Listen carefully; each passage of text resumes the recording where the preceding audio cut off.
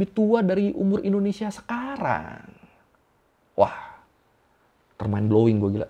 地盘11万平方公里，比现今的韩国还要大。 Dan mirisnya, walaupun republiknya dulu adanya di wilayah kita, di wilayah Indonesia, tapi ternyata kita bahas sejarah Indonesia lagi. Sejarah yang mungkin belum banyak orang tahu nih. Dan buat cerita yang ini, gue pun baru tahunya nih sekitar beberapa bulan yang lalu. Cerita kalau ternyata sebelum Republik Indonesia berdiri, udah ada republik lain yang sempat berdiri di wilayah Nusantara. Tepatnya di wilayah Kalimantan Barat. Daerah Kame itu padahal tuh. Gila. Dan uniknya, republik ini ternyata didiriin sama imigran dari Cina yang waktu itu kerja dan ngebangun pemukiman di Kalbar.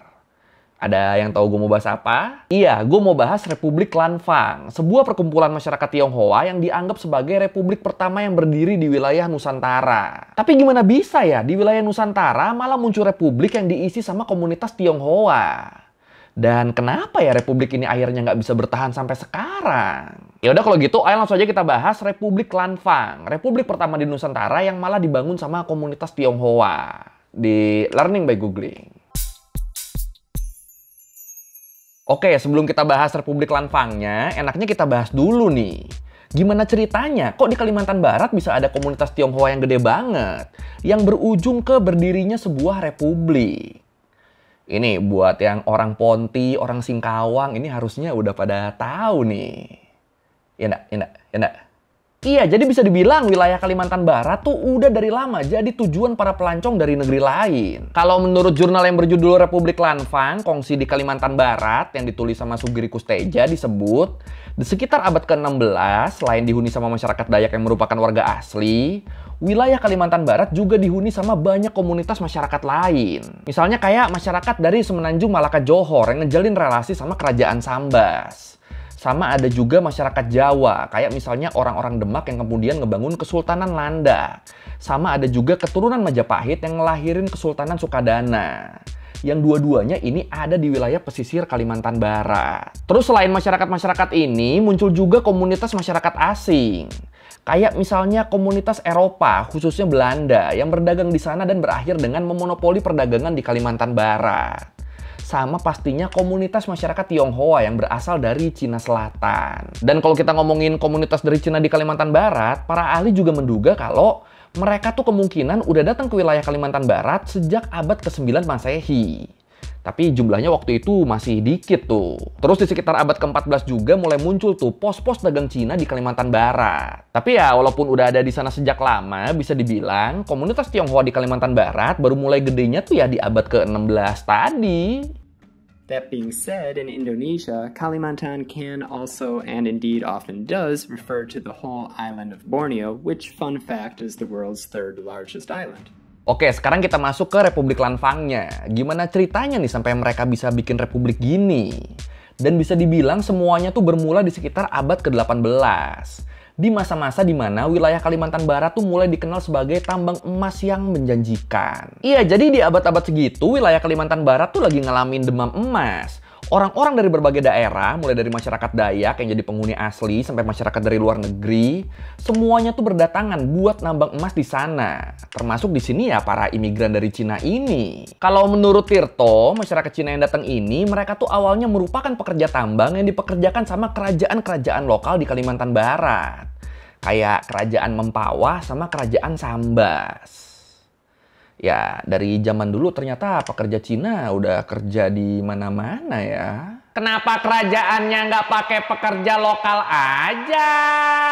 Ya, balik lagi, ini masalah kualitas sih. Soalnya ya waktu itu pekerja-pekerja Cina tuh dikenal punya pengetahuan dan skill teknis yang lebih baik daripada penambang tradisional lokal. Nah, dari sinilah akhirnya jumlah penduduk komunitas Tionghoa tuh jadi meningkat pesat. Bahkan diperkirakan jumlahnya tuh membludak sampai puluhan ribu orang cuma dalam waktu beberapa tahun doang. Dan masyarakat Cina yang dipekerjakan sama kerajaan-kerajaan ini, mereka tuh kemudian dikasih hak buat ngebentuk kongsi. Dikasih hak buat ngebentuk kelompok gitu yang kemudian berkembang jadi semacam perkampungan. Dan ini kongsinya ini dari yang awalnya ada 8 kongsi, ini kemudian berkembang terus nih sampai totalnya ada 14 kongsi. Nah, yang menarik nih, walaupun mereka tuh masuknya komunitas perantau asing yang ada di bawah naungan dua kerajaan kerajaan lokal tadi. Tapi kerajaan Sambas sama Mempawah mereka tuh nggak pernah ngatur-ngatur mereka loh. Dua kerajaan ini bener-bener nggak pernah mempermasalahkan gimana para imigran Cina ini ngatur komunitas mereka sendiri. Termasuk gimana masyarakat Tionghoa ini milih pemimpin mereka. Itu nggak pernah diatur sama sekali tuh. Segala proses bermasyarakat di kongsi-kongsi ini, kerajaan Sambas sama kerajaan Mempawah tuh nggak pernah peduli tuh. Pokoknya dua kerajaan ini cuma peduli dan mau nerima hasilnya aja. Mereka minta para kongsi ini buat setoran upeti bulanan berupa emas sebanyak kurang lebih 1 kilo. Selama setorannya lancar, udah disilakan demo apa aja terserah. Believe it or not, this wasteland was once part of a powerful Southeast Asian state, the Lanfang Republic. It started as a mining community in 1777, but grew to control the whole of Borneo for nearly a century. Nah, di saat komunitas Tionghoa ini makin berkembang, mulai deh tuh terjadi gesekan-gesekan antara para pendatang dari Cina ini sama masyarakat lokal. Khususnya komunitas Dayak di sana. Apalagi makin hari pekerja tambang dari Cinanya tuh kan makin banyak. Dan ini ngebikin aktivitas mereka jadi suka merambah masuk ke hutan yang juga merupakan tanah adat yang dikelola sama masyarakat Dayak. Makanya jadi makin meruncing tuh hubungan mereka tuh. Dan yang bikin makin parah lagi, di saat gesekan antara dua kelompok ini terjadi, pihak kerajaan tuh malah terkesan kayak lepas tangan mereka. Mereka kayak nggak mau ngasih jaminan keselamatan ke para imigran asal Cina ini.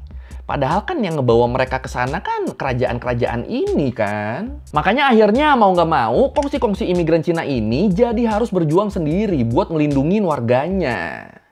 Jadi kayak nggak punya backingan mereka, padahal rutin bayar upeti kan.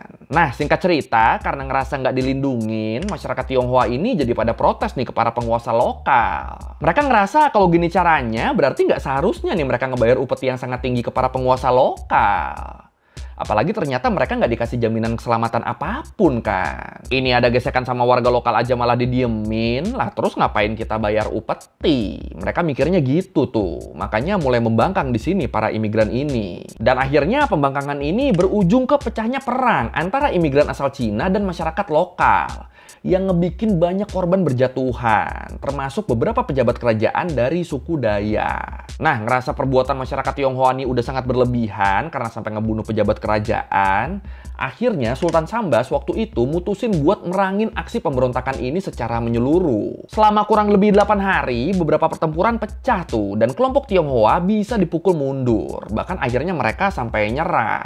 Dan setelah mereka nyerah, walaupun para imigran ini udah bikin huru-hara, tapi Sultan Sambas mutusin buat gak ngejatuhin hukuman yang parah ke mereka. Sultan Sambas malah tetap ngasih izin ke mereka buat kerja nambang kayak biasa. Beliau cuma minta mereka buat ngasih upeti kayak sebelumnya aja udah. Udahlah nggak usah dihukum-hukum lah, yang penting upeti lancar. Kayak gitu tuh akhirnya tuh. Dan ya udah mau nggak mau akhirnya permintaan ini diterima sama para kongsi asal Cina tadi. Mereka balik tuh kerja di pertambangan lagi, bener-bener kayak semula lagi, bener-bener kayak nggak pernah terjadi apapun. Bisa gitu ya. Terus setelah konflik sama masyarakat lokal, di tahun 1774 muncul konflik lagi. Tapi kali ini antara kongsi-kongsi asal Cina tadi. Mereka mulai civil war nih. Jadi waktu itu ada dua kongsi Taikong sama kongsi Lanfang, yang sempat terlibat konflik. Dan ini ngebikin tensi antar kongsi itu sempat memanas di sana. Nah, ngelihat adanya potensi perpecahan, akhirnya di tahun 1777, kongsi-kongsi ini pun sepakat buat ngebikin aliansi yang isinya 14 kongsi asal Cina tadi. Aliansi yang dikasih nama Hisun yang diinisiasi sama seorang migran bernama Lo Fang Pak. Nah, yang menarik, Lo Fang Pak ini bisa dibilang dia tuh sebenarnya orang baru loh. Dia baru sampai di daerah Sambas tuh di tahun 1775.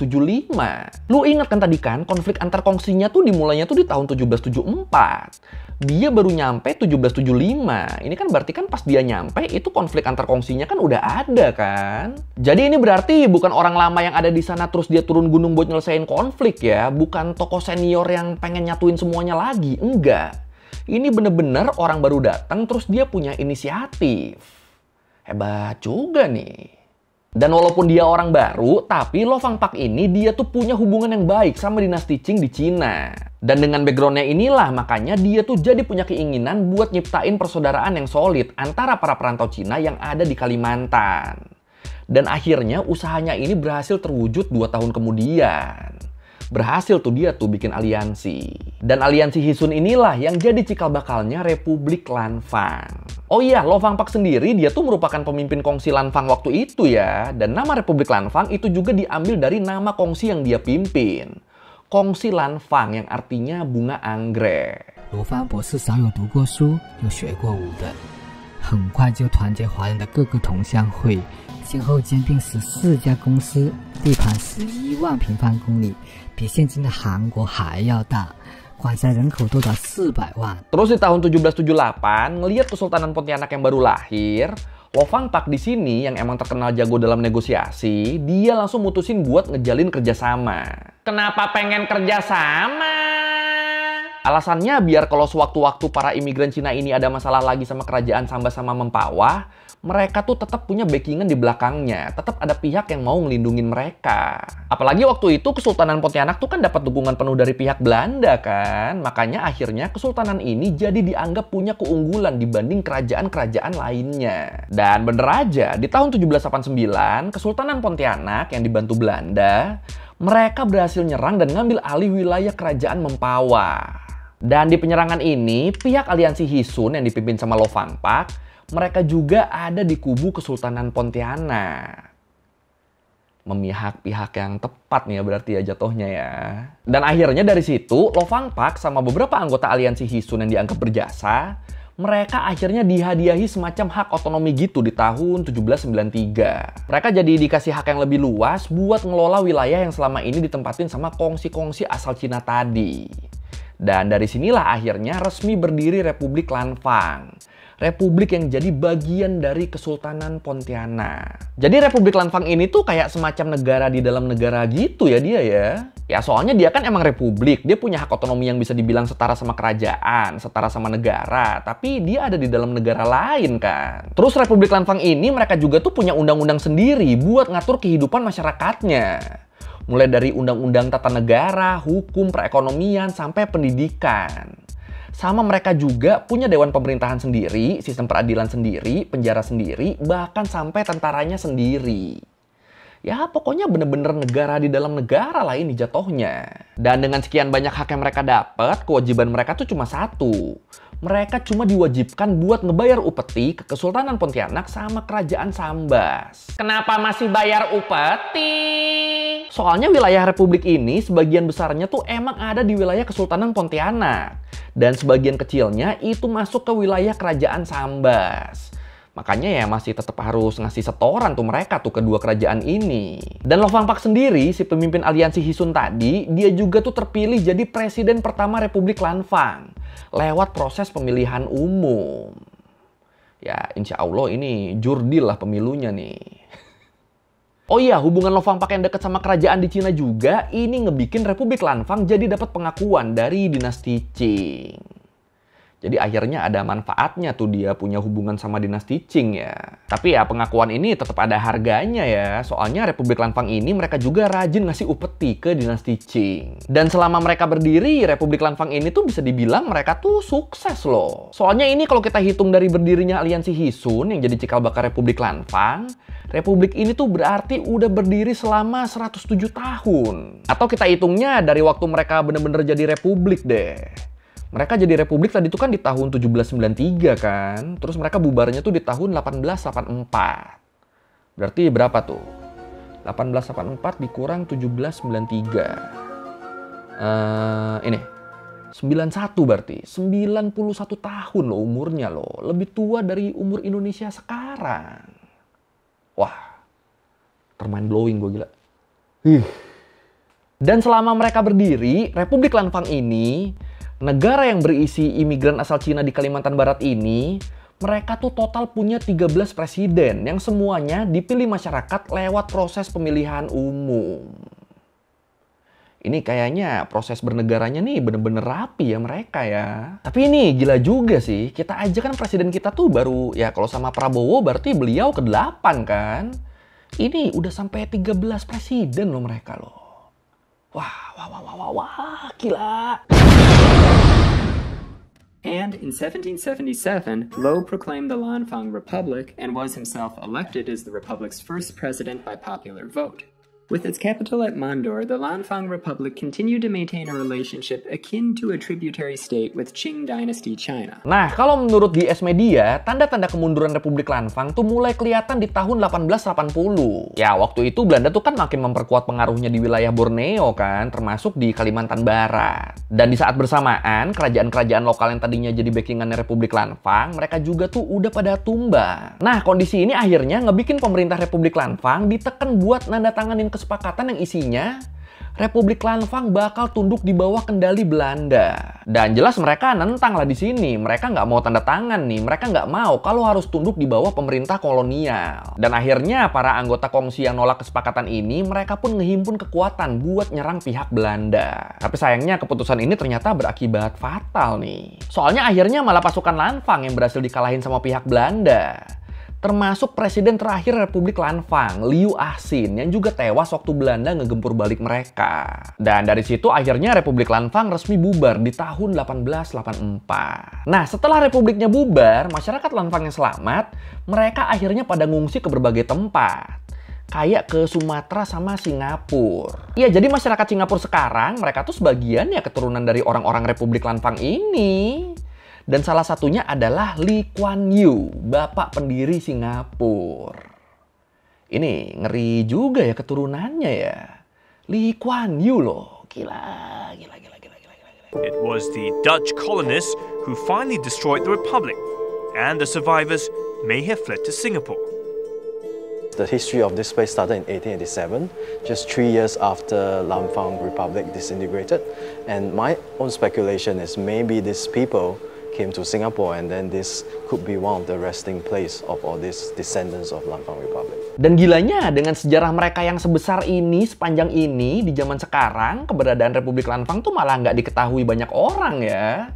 Terutama orang kita. Tapi ini bisa begini nggak sepenuhnya salah kita sih. Soalnya sumber sejarah Republik Lanfang tuh emang relatif susah buat diakses. Bahkan kalau menurut Good News from Indonesia disebut, literatur tentang Republik Lanfang itu tuh bisa dibilang udah nggak ada yang tersisa di Indonesia. Kenapa sampai nggak nyisa gitu? Soalnya waktu Inggris berkuasa di wilayah Nusantara, arsip-arsip lama termasuk dokumen soal Lanfang itu tuh semuanya tuh diangkut ke Inggris. Jadi ya kalaupun arsipnya masih ada ya itu ada di museum Inggris, nggak ada di kita. Dan mirisnya walaupun republiknya dulu adanya di wilayah kita, di wilayah Indonesia, tapi ternyata upaya restorasi peninggalan Republik Lanfang tuh justru malah berhasil dilakuinnya tuh sama Singapura loh. Bahkan pagelaran budaya seputar Lanfang aja tuh itu jadi agenda tahunan di Singapura. Ya miris sih ini sih, soalnya di tempat mereka berdiri dulu malah banyak yang nggak tahu kan. Tapi ya ini salah Inggris juga sih, soalnya kan semua arsipnya kan dibawa sama mereka kan. Dan itu segitu baru arsip-arsipnya loh, udah bikin repot loh, belum artefak-artefak yang lain loh. Tapi kayaknya seru juga kali ya kalau kita ngebahas kenapa Inggris suka ngoleksi benda bersejarah dari seluruh dunia. Gimana nih? Gimana? Ajar gak nih? Silakan komen. Choi Ka-fai, a Singaporean documentarian, has made it his mission to tell the story of the Old Republic. When I first heard about Lanfang Republic, and I didn't believe it at first, and when I started to do research, I find it very interesting and it sort of fascinates me that why is this story so close to Singapore. Oke, sekian Lerbuguing kali ini tentang Republik Lanfang. Republik yang pernah berdiri di wilayah Nusantara sebelum Indonesia berdiri. Dan yang paling gila itu sih, ternyata sejarahnya panjang loh. Bahkan umurnya lebih tua dari umur Indonesia sekarang. Tapi nggak ada arsip-arsipnya malah di kita. Aduh, sayang banget ya. Ya kalau lo merasa kayak gue udah salah, atau mau nanya, atau nambahin di video, bisa tulis di komen, kita diskusi kayak biasa. Sekali lagi, thank you nonton, jangan lupa like, comment, subscribe. Bye.